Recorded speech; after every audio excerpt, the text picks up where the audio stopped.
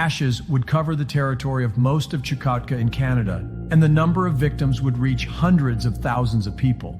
Another supervolcano we should be wary of is Pektu, called Chungbai in China, although it's located not in China, but in the most isolated country in the world, North Korea. And unlike most volcanoes on the planet, it's not located at the junction of tectonic plates, but right in the center of one of them. Simply put, Mount Pektu stands right where, according to all the laws of nature, there simply shouldn't be anything. Pektu is a sacred mountain for the people of North Korea. At its top, there are hot springs and gas vents, and in the crater there's a pool called Heaven Lake. But several small earthquakes in 1903, pitting the territory in quick succession, were enough for the dormant Pektu volcano to cause a series of powerful tremors that lasted 3 years. This scared the North Korean government. So much so that it began negotiating with neighboring countries to discuss plans for assistance and evacuation in case Pektu did explode. As a seismologist, James Hammond even managed to get permission to enter the country and explore the bowels of the volcano. In 2013, he arrived at Pektu and installed 6 solar-powered seismometers there. Their length was 59.5 kilometers.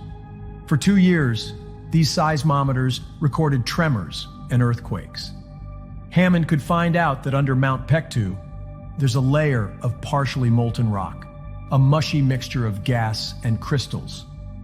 Seismologists from the University of Texas believe Pektu is one of the most dangerous volcanoes on the planet, and the risk of its eruption is very high.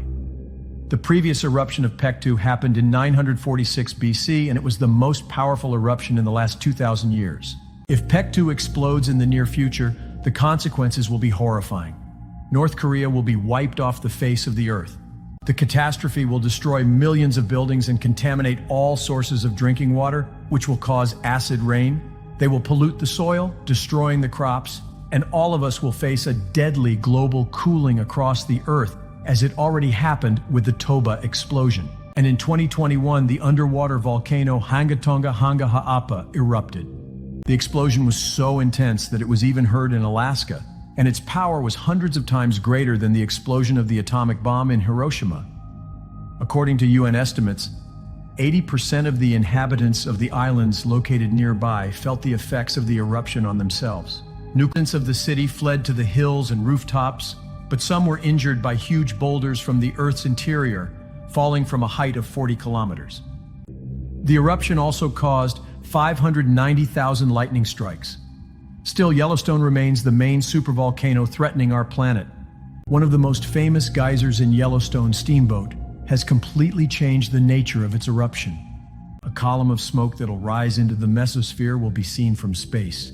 All flights will be canceled. Damp ash will collect on the wires of the power grid and cut them off. We'll be left without plants, animals, people, and houses. A week after the eruption, Yellowstone will spew ash columns up to 1,500 kilometers away. Each particle of such ash has pointed edges, and if it enters the lungs, it'll either destroy them from the inside or cement them. And Salt Lake City will remain in ruins. Hundreds of thousands of people will become its victims.